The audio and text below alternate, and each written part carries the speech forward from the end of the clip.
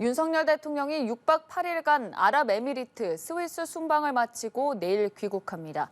1호 영업사원을 자처한 윤 대통령의 해외 순방 성과 짚어보고요. 한편 나경원 전 의원이 윤 대통령의 귀국 날짜에 맞춰서 전당대회 출마 입장을 밝힐 것으로 보이는데 과연 어떤 선택을 할지도 얘기 나눠보도록 하겠습니다. 다양한 정치권 이슈들 짚어보겠습니다. 이종근 시사평론가, 김수영 전 양천구청장 나오셨습니다. 어서 오시죠. 네, 안녕하세요. 네, 이제 거의 마무리된 윤석열 대통령 6박 8일간의 순방 일정, 일단 좀 총평을 해보고 얘기를 시작하도록 할까요? 네, 그렇습니다. 경제 대통령이 되겠다. 그리고 경제 세일즈에 자신이 영업사원이 되겠다. 이렇게 선언을 하고 올해 그 첫 번째 이제 순방에서도 스스로 이제 실천하겠다라고 의지를 밝혔습니다. 결과물은 예상 외인 것 같아요. 대통령실에서도 지금 그 아랍에미리트가 약 한 12조 원 정도 많으면 이 정도로 예상했다고 합니다. 그런데 3배 이상, 지금 40조 가까이 되고요. 이런 어떤 성과가 단순히 아랍에미리트와의 어떤 투자 협약을 넘어서서 사실은 지난번에 사우디아라비아 왕세자 왔을 때도 40조 원 가까운 어떤 투자 협약이 이루어졌거든요. 그렇다면 이번에 40조까지 포함을 한다면 중요한 건 제2 중동 을 실제로 할 수 있느냐에 대한 문제거든요. 그래서 사우디와 이번 아랍에미리트까지 이번에 중동 메가 프로젝트에 첫 발을 내디뎠다. 즉 지난 오일 쇼크 이후에 중동 붐처럼 최근에 가장 침체됐던 경기 또는 앞으로의 어떤 그런 그 경제난을 또다시 중동 붐으로 일으킬 수 있을 것인가에 대한 단초가 되었다라고 평가받을 수가 있겠습니다. 네, 예상보다 많은 성과를 냈다고 평가를 해주셨는데 뭐 성과도 그렇고 아쉬운 점도 그렇고 여러 가지 부분 느낀 점 말씀해 주시면 좋을 것 같습니다. 네, 성과가 있었던 것은 사실이라고 생각을 합니다. 뭐 40조 가까운 투자 유치 그리고 또 그 협약을 맺었는데 이제 과제는 그 협약에서 그치는 것이 아니라 실제 이제 실행으로 실제적인 경제적인 성과로 나타나는 것이 문제일 거다라는 생각이 들고요. 다보스 포럼에서도 거기에 가서도 9,900억 투자 유치를 했습니다. 상당한 성과를 이루었다는 거는 그건 사실이라고 생각이 들고요.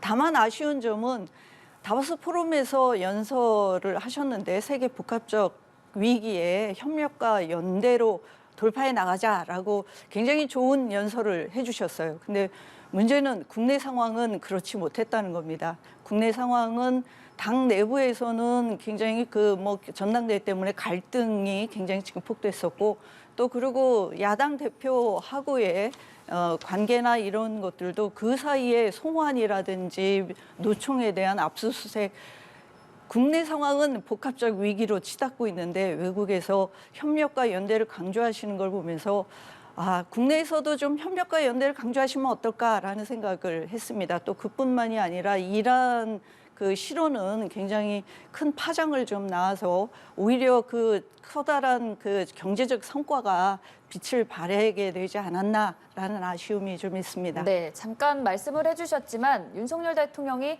아랍에미리트의 적은 이란이다라고 했던 말의 파장이 아직까지 좀 이어지고 있는데요. 이게 어떻게 된 일인지부터 좀 짚어보고 어떤 대응이 필요하다고 보시는지도 말씀해 주실까요? 네, 이미 이제 아랍에미리트로 출발하기 전에 외교의 그 문서상에서 적시는 돼 있습니다. 그러니까 사실관계를 말씀을 드리면 아랍에미리트와 이란은 사실 아랍에미리트 입장에서는 가장 위협적인 국가라고 표현이 돼 있어요. 위협적인 국가는 맞습니다. 두 가지인데요. 하나는 지금 사우디아라비아와 아랍에미리트의 지금 그 이 적은 사실 예멘 반군이거든요. 실제로 전투가 이루어지고 있고요. 근데 예멘 반군의 배후는 이란이라고 이미 다 나와 있고요. 그리고 두 번째는 지금 이란과 아랍에미리트 간에는 일본과 우리나라 사이의 독도 분쟁처럼 세계 섬에 대한 분쟁이 있습니다. 영국이 아랍에미리트를 그 식민지로 갖고 있었을 당시에 아랍에미리트 쪽에 가장 가까운 지역의 이 세 개의 섬을 제대로 사실상 아랍에미리트의 소유로 인정해주지 않고 손을 떼는 바람에 이 이란과 아랍에미리트가 그 섬 세 개를 놓고 지금 다투고 있거든요. 그런 상황 속에서 가상의 어떤 위협적인 예를 들어서 상대 국가라고 만약에 표현을 한다면 적이라는 표현보다는 포괄적인 의미에서 그건 맞는데 다만 그것이 제3국의 어떤 대통령이 대응이 그것을 외교적인 어떤 이 관계를 도외시하고 언급을 하는 게 적절하냐 이런 부분에 있어서는 적절하지는 않다고 저는 생각을 합니다. 네. 그런데 또 여기서 민주당의 어떤 입장은 사실상 너무 지나치다라는 생각이에요. 왜냐하면 한이란 관계를 다시 복원시키고자 한다면 지나치게 그것을 분쟁화해서는 안 된다라고 생각을 하고요. 두 번째는 이란의 어떤 대응이 이건 단순히 지금 대통령의 어떤 표현, 언급에 대한 부분이 아니다라는 거예요. 이를테면 그 언급이 적절하지 않다면 사과를 요구하면 되거든요. 그런데 지금 이란이 요구하는 건 전혀 다른 차원이라는 거죠. 두 가지를 요구하고 있는 하나는 지금 대한민국이 동결한 70억 달러를 돌려달라. 첫 번째. 두 번째는 지금 윤 대통령이 최근 표현한 그런 핵 무기와 관련해서 전략 핵 자산과 관련해서 미국과 함께 훈련한다라는 발언을 두고 마치 핵 개발을 하는 것처럼 지금 완전히 왜곡을 해서 핵 개발 지금 언급하지 않았느냐, NPT 탈퇴를 얘기했느냐라고 공격을 하거든요. 이 두 가지로 봤을 때 이란의 어떤 목적은 사실상 미국과의 국제 공조를 하지 말고 70억 돌려다오. 라는 그런 외교적인 어떤 목적이 지금 다분히 있습니다. 그러면 그거 못 하거든요. 왜냐하면 국제 연대 공조 때문에 지금 우리가 못 돌려주는 그런 상황이고 그렇기 때문에 이것을 자꾸 이란한테 무엇인가를 잘못했다라고 이렇게 부추기기보다는 이 이란과의 관계를 일단 수면 아래로 다독이는 우리나라 정부의 노력을 민주당은 도와줘야지 이것을 부추기면서 할 수 없는 것을 들어달라고 이란의 어떤 무리한 요구를 지금 대응할 수 없게 만드는 건 너무 지나치다라는 생각입니다. 네. 그러면 뭐 특사 파견이라든지 정부 차원의 대응까지는 이르지 않아도 된다는 된다 안 된다가 아니라 지금 특사를 파견하는 것이 과연 이란의 어떤 요구에 대해서 우리가 어떻게 할 것이냐라는 외교적인 생각을 해야 돼요. 그러니까 지금은 차라리 맞초치가 적당하다. 초치하고. 왜냐하면 거기서 우리는 어쨌든 오해를 풀기 위해서 최대한 노력을 하되 그러나 당신들의 요구는 들어줄 수 없다라는 선을 확실히 그어야 되거든요. 네. 맞초치 정도의 의견을 좀 내주셨는데 어떤 대응이 필요하다고 보시는지요? 예, 저 그러기에는 좀 너무나 논란이 커졌습니다. 그리고 굉장히 그 국제 관계에 있어서의 위협도 커졌습니다. 어저께 우리나라 해운협회에서 해운사들에게 호르무즈 해협을 건너갈 때 조심해야 된다라는 것을 권고를 했어요. 제가 그걸 보면서 이게 일파만파 커지겠구나라는 생각을 했습니다. 이건 단 대통령의 입은 개인의 입이 아닙니다. 우리 국민들을 대표해서 하는 말이기 때문에 신중해야 되고 모든 것들을 이 국제관계부터 시작해서 굉장히 면밀하게 고민하시고 생각해서 신중하게 발언을 해야 된다고 생각을 합니다. 이 이란과 한국과의 관계 때문에 지금 70억 달러 얘기도 나오고 있고 또 그것만이 아니라 지금 우리가 그 원유를 수입해 오는데 호르무즈 해협에서 70% 이상을 그것을 통과할 수밖에 없습니다. 거기에 대한 어떤 위협이나 이런 것들까지도 지금 걱정을 해야 되는 판이 됐습니다. 그렇다고 하면 이것이 더 커지기 전에 저는 그냥 맞초치 정도로 자존심 세울 일이 아니라고 생각합니다. 경제적인 문제 그리고 외교 관계에 있어서의 심각한 우리가 할 수 없는 70억 달러를 주고 싶어도 줄 수가 없는 그런 어떤 외교적인 국제 질서 하에서 특사 파견이라도 해야 빨리 수습해야 될 일이라고 생각을 합니다. 네, 참 여러 가지 말이 많았지만 그래도 경제 외교라는 목표에 걸맞게 두 분 모두 대대적인 성과를 보였음에는 동의하셨습니다. 앞으로도 관련해서 좀 좋은 소식들이 이어지길 기대해 보면서 조금 다른 얘기도 해보겠습니다. 쌍방울그룹의 김성태 전 회장 결국 구속이 됐습니다. 지금 여기서 정치권에서 계속 말이 나오는 부분 중 하나가 구속영장에 김성태 전 회장과 함께 거론이 되던 이재명 대표 변호사비 대납 의혹은 빠졌거든요. 이 빠진 부분에 대한 해석 어떻게 해야 될지 좀 짚고 가볼까요? 민주당 진영에서는 빠진 것을 이야기하면서 그것 봐라 제대로 수사를 하지 않지 않았느냐라고 공격하는 소재로 삼는 것 같은데 일단 구속영장이라는 게 무엇인지에 대한 말씀을 좀 드려보면 네. 체포영장을 해서 48시간 동안 인신구속을 한 다음에 인신구금을 한 다음에 48시간 이내에 구속영장을 청구하지 아니하면 풀어줘야 되거든요. 네. 그러면 당연히 구속영장은 빨리 청구를 해야 되고 빨리 청구를 한다는 건 어떤 의미냐면 판사가 판단을 했을 때 이 사람이 구속을 할 만큼의 상당성 있을 때, 그것이 소명이 빨리 될 때, 누가 보더라도 빨리 될 때 구속영장이 나오지 않겠습니까? 그러면 검찰 입장에서는 10일 또 11일 연장해서 최대 20일 정도 수사를 하고 그다음에 이제 기소 단계로 넘어가는 그 20일 동안의 어떤 수사 단계를 지금 벌 수가 있는 것이기 때문에 구속영장에 적시하지 않는다고 그래서 수사를 안 하겠다거나 혹은 수사를 지금까지 안 했다라는 뜻도 아니고요. 네. 두 번째는 뭐냐면 다른 혐의들은 지금 민주당에서 얘기를 안 하고 있는데 가장 중요한 게 대북 송금 문제예요. 대북 송금 문제를 쌍방울이 독단적으로 한 게 아니거든요. 지금 경기도가 급조된 단체 아태협이라는 경기도 의회 민주당 의원도 도대체 이 단체한테 왜 이렇게 예산을 퍼부어줘야 되느냐고 의사록에 계속 얘기를 했을 정도의 급조된 단체에 끊임없이 뭐 사무실도 대주고 돈을 대주면서 대북에 불법적인 어떤 송금을 하게 한 경기도와 굉장히 연계돼 있을 수밖에 없는 쌍방울 회장의 혐의도 적시돼 있습니다. 그건 또 언급을 안 하더라고요. 그것까지 포함을 한다면 저는 20일 동안 충분히 기소 단계에서는 그 혐의가 다시 올라갈 수 있다고 보고요. 중요한 건 이미 그 변호사들, 해당 변호사들의 그런 이 계좌까지, 왜냐하면 이게 실제로 그 변호를 맡았을 때 받은 돈이라든지 이런 것들은 확실하게 계좌에 들어가야 되거든요. 그것과 또 국세청까지 자료까지 전부 다 수사를 완료한 것으로 알고 있습니다.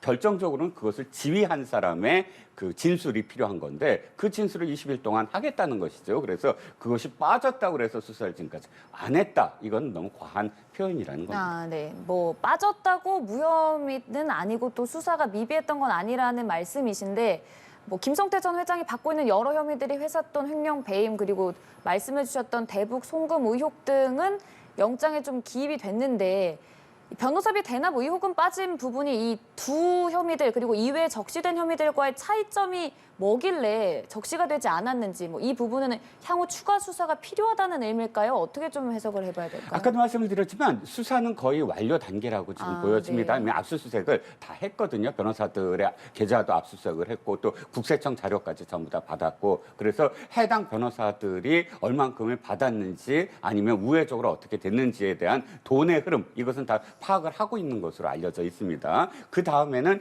지시 관계겠죠. 지시를 어떻게 했는지 실제로 이재명 당대표에게 그 변호사를 대납하도록 지시한 사람이 있어야 되지 않습니까? 네. 그게 김성태 회장인데 김성태 회장 그러니까 그 이외의 부분들에 대해서는 그러니까 회사와 관련된 횡령 배임은 이미 거의 끝난 문제라고 보여지고 왜냐하면 4,500억과 관련돼서 증언과 증거가 거의 확실하게 나와 있는 것, 허위 공시하라고 직원들한테 종용한 것까지 직원들의 증언이 다 나와 있고 네. 그런 부분들이 다 그러니까 상당성이 있는데 다만 이것은 김성태 회장의 어떤 진술이라든지 미비한 점들을 20일 동안 추가 보완하겠다라는 네. 그런 이 차후에 검찰의 행보를 일으켜진다는 겁니다. 네, 정치권에서 주목하고 있는 이 변호사비 대납 의혹과 관련해서는 지금 이제 구속이 됐으니까 최대 2월 5일까지 수사가 또 계속해서 이루어질 텐데 이 안에 좀 드러날 것이다라는 말씀이신데요. 저는 드러날 게 없다고 생각을 합니다. 네. 저도 사실은 긴가민가 하고 그 여러 가지 또 자료도 보고 실제로 정성호 의원도 어제 이 인터뷰를 네. 하셨더라고요. 제가 그 내용을 들어보고 또 여러 법조계 인사들의 또 의견도 또 들어봤을 때 변호사비 대납이라는 것도 있을 수도 없고요. 또 그리고 변호사비를 20억 가까이를 쓴다고 하는 것도 상식 밖의 일이고 그리고 이미 변호사비 대납에 관해서 그 의혹은 1년 전, 오래전부터 사실은 의혹이 있었고 또 그리고 그것을 고발을 했기 때문에 다 철저하게 계좌까지 다 털고 이렇게 해가지고 조사를 했다고 생각을 합니다. 그것을 지금 20일 더 수사한다고 해서 무엇이 나올까요? 저는 그 변호사비 대납은 아마 없을 거다라고 생각을 하고 있고요. 네. 그랬기 때문에 경소장에도 없었고 대북 송금에 관한 것도 그것도 의견 차이는 있을 수 있습니다. 뭐 경기도에서 이게 주체가 돼서 한 것이냐라는 것도 그것도 수사를 해봐야 될 부분인데 뭐 김성태 회장님의 얘기로는 김성태 회장 말로는 자기가 개인 돈을 썼다라고 그렇게 주장하지 않았습니까? 또 그것도 수사를 지켜봐야 되겠지만 경기도가 주체가 돼서 다리를 놓고 한 것이냐라는 것들은 또 수사 결과를 지켜봐야 될 일이라고 생각을 합니다. 대북 송금에 이재명 대표가 직접적으로 관여했다라는 증거도 또 증언도 어떤 실체도 없는데 그걸 가지고 너무 무리하게 김성태 회장의 지금 부속을 가지고 이렇게 야당 대표를 공격하는 것은 온당치 못하다라고 생각을 합니다. 네. 예, 그 점과 관련해서는 두 가지를 말씀을 드리고 싶은 게 한 가지는 우리가 최근에 김만배라는 화천대유의 소유자가 자신의 어떤 재판을 위해서 변호사 그 로펌에게 200억을 송금한 사실을 보도받았습니다. 한 개 로펌의 단일 사건과 관련해서 200억을 송금했습니다. 그건 선수금이에요. 나중에 또 뭐 그 재판 후에 더 많이 가겠죠. 물론 뭐 돈의 액수가 어마어마한 그런 단위로 김만배 씨의 어떤 활동들이 이루어졌으니까 뻥튀기를 한다고 하더라도 단일 사건에 단일 로펌에 200억을 줬는데 지금 이재명 당시 경기도지사가 이 대법원에까지 오는데 변호사의 로펌이 장장 10개 정도 됩니다. 그것도 대형 로펌 다 포함을 해서요. 그리고 개인적으로 또 변호사가 4명이나 됩니다. 그런데 2억 5천이라는 건 저도 법조계에 많이 얘기를 들어봤지만 불가능하다는 겁니다. 무료와 뭐 아무리 친분이 있더라도 단일 로펌도 아니고 네. 10개의 로펌과 근데 변호사 그 부분은 4명. 정치권에서 보면요. 경제계는 굉장히 큰 거액의 액수가 왔다 갔다 하기 때문에 어떤지 모르겠지만 정치권에서의 그 선거법이라든지 여기에 대한 상식은 그리고 그 20억이 이거는 좀 가당치 않다라는 생각이 들어요. 그리고 또 이재명 대표도 본인이 변호사예요. 그렇기 때문에 실제로 당시에 선거법 관련해서 의견서라든지 또 변호인 진술이라든지 이런 것들을 본인이 또 직접 작성하고 또 그 부분을 오히려 변호사들한테 컨펌을 받는 시기에 그런 과정이 있었다라는 얘기를 들었습니다. 정성호 의원이 그렇게 밝혀주셨고요. 또 그 과정에 또 정성호 의원님이 또 함께 하셨다는 얘기도 들었습니다. 그런 과정을 보면 무슨 20억씩이나 들여서 선거법을 빠져나가기 위해서 그렇게 했을까? 그건 도저히 아무리 로비를 한다 하더라도 상식 밖의 일이다라는 생각이 들고요.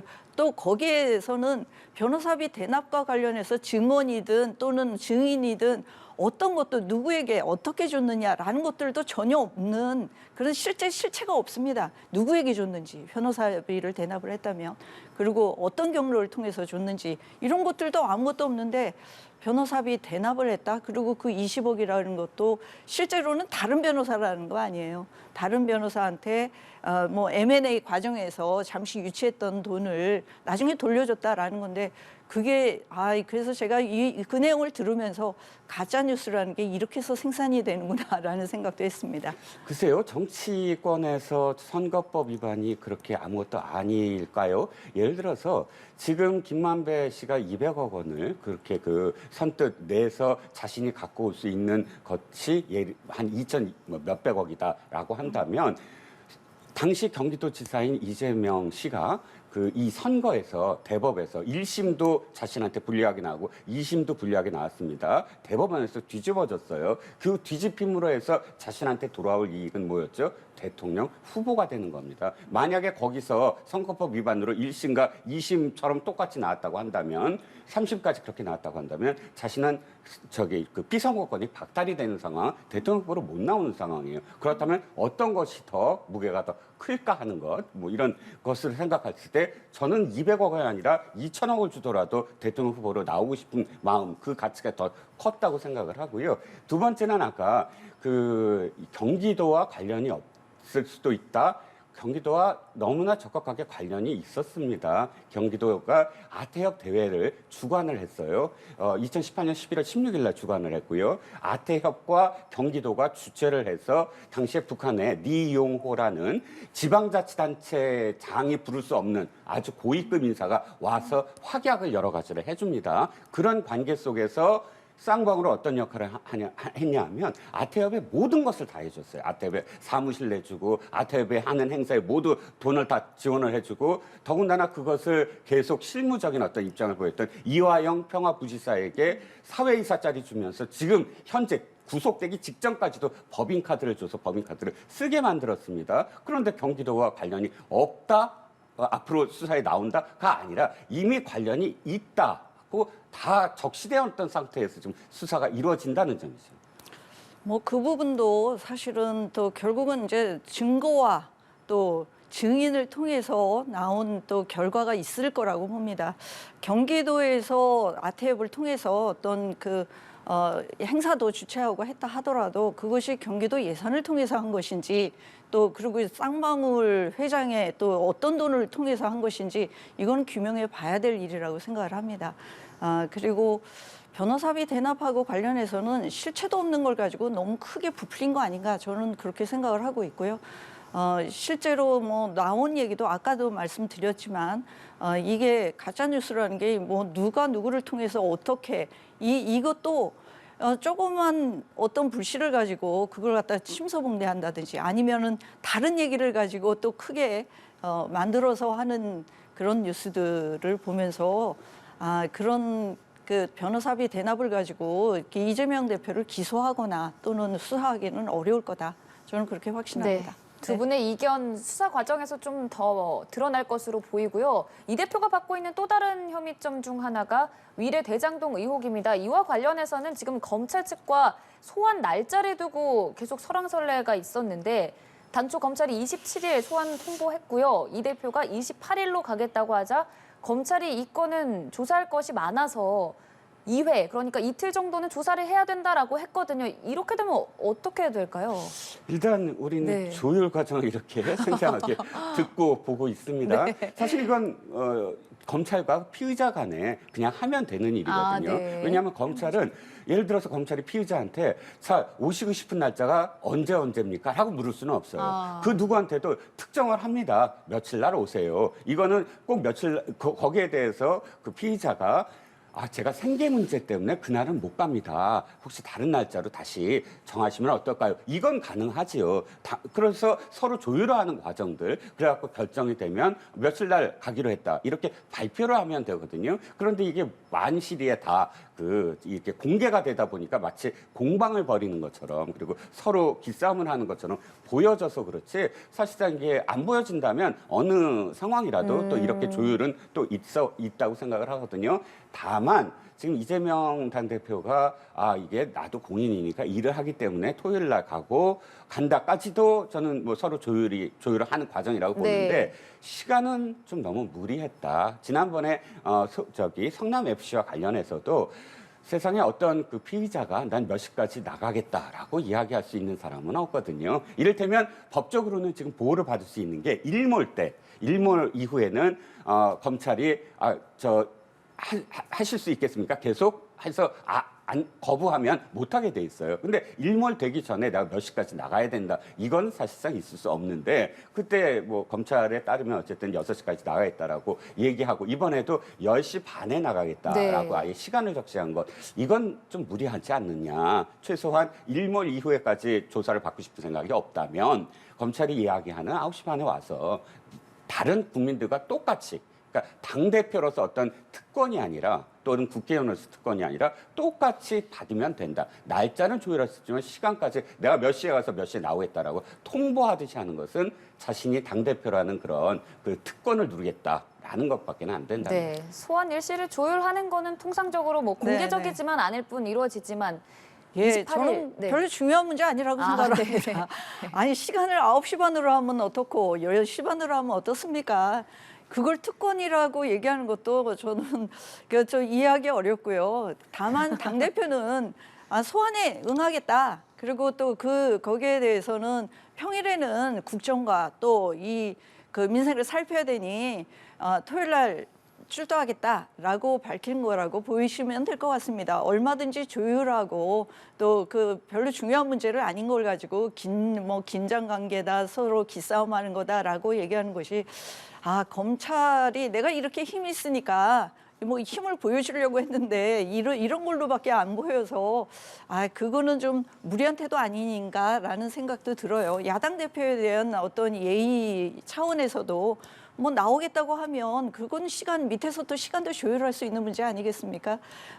중요한 거는 이 시기에 설날 앞두고 이 소환을 또 요구하고 또 대통령도 없는 시기에 때는 이때다 하고 이렇게 검찰에서 하고 이걸 뭐 특권처럼 그렇게 몰아가는 것은 온당치 않다라고 생각을 합니다. 네, 알겠습니다. 국민의힘 얘기도 해보겠습니다. 아무래도 전당대회 앞두고 나경원 전 의원의 출마 선언 할지 말지 어떻게 할지 관심이 집중 조명되고 있는데 나경원 전 의원 측근 박종희 전 의원이 아직까지도 전의에 불타고 있다. 보수의 상징적인 장소에서 출마 선언을 할 것으로 보인다. 이런 의견을 냈거든요. 어떤 의미일까요? 어떤 장소에서 할까요? 좀 궁금합니다. 글쎄요. 정치인은 제가 보기에는 내가 무엇을 할 마음이 없더라도 한다고 계속 해야만 하는 숙명일 것 같아요. 왜냐하면 그래야 사실상 세력도 계속 유지하고 또 자신을 지지하는 사람들의 마음을 붙잡을 수 있고 이런 상황들. 그래서 실제로 그럴지는 저는 모르겠어요. 왜냐하면 참 힘든 상황이거든요. 왜 지금 나경원 전 대표의 의도와는 다르게 외부적인 환경이 반윤으로 지금 그 자리매김하게 됐잖아요. 그리고 자기를 지금 지지하는 또는 응원해주는 사람이 뜻밖에도 자신이 굉장히 비판했던 유승민 의원이라든지 이준석 대표라든지 이런 쪽에서 도리어 자신을 지금 막 네. 두둔하는 그런 형국으로 됐을 때 과연 두 가지죠.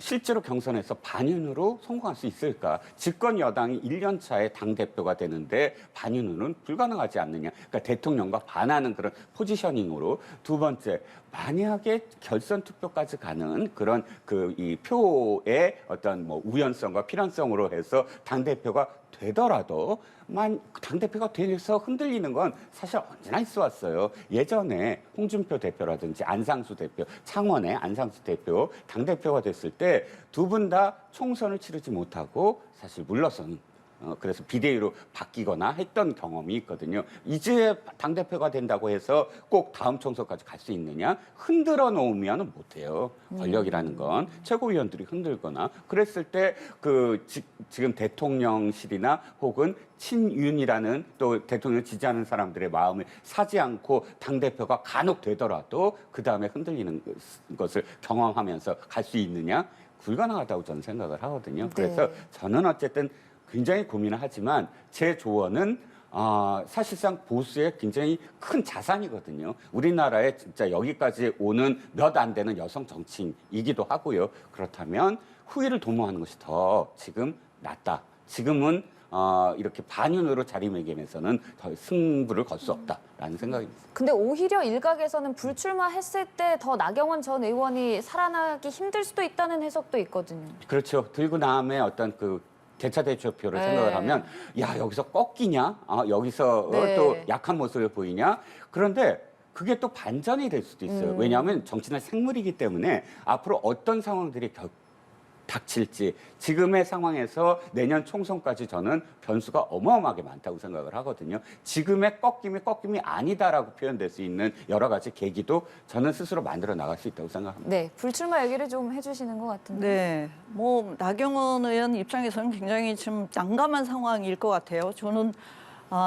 대통령이 출국하시면서 해임 결정을 하는 거 보고 장관을 이렇게 빨리 이렇게 해임도 되는구나라고 좀 놀랐습니다. 다 국민들도 놀라셨을 것 같아요. 아니 사의 표명하고 사직서까지 제출했는데 해임을.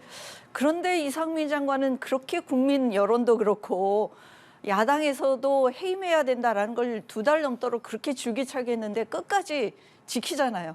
내 말을 잘 듣고 그리고 충성을 바치고 열심히 하는 또 그렇게 하는 장관은 누가 뭐라 그래도 국민의 여론하고도 반에서도 끝까지 해임 결정 못하고 지키는데 사직서까지 제출한 4선의 중진 의원을 이렇게 해임을 할 수 있을까라는 생각을 했습니다.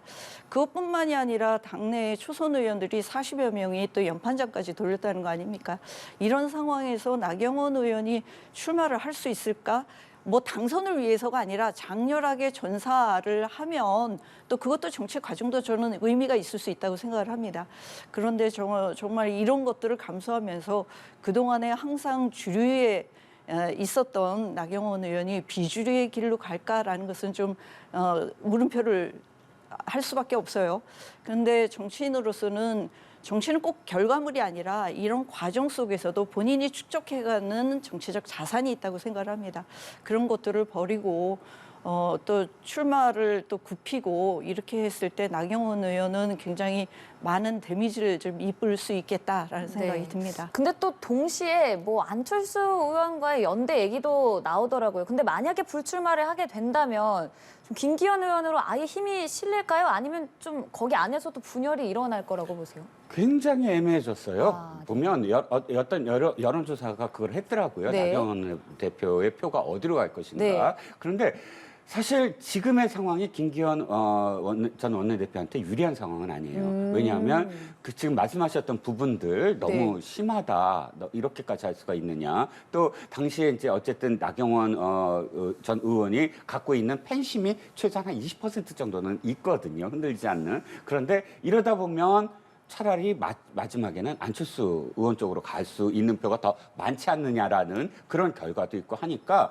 결과적으로는 모든 의원들이 지금 나경원 의원을 공격하지 않아요. 모든 후보들이 네. 전부 다 어떻게든 나경원 의원에 대해서 좋은 이야기하고 김기현 원내대표 역시 마찬가지죠. 지금 포용적인 어떤 표현은 나오지 않습니까? 그게 이제 이 당이 처음으로 겪는 결선 투표제의 정말 불가측성 때문에 그런 어떤 포지션이 바뀌었다고 생각합니다. 네. 예, 50% 결국은 이 유승민 의원을 제끼기 위해서 만든 당의 룰에 스스로 갇힌 꼴이 돼버렸습니다. 알겠습니다. 네. 3월 8일 전당대회 전까지 좀 얘기 나눠봤고요. 지금까지 김수영 전 구청장, 이종근 평론가와 함께했습니다. 고맙습니다. 네.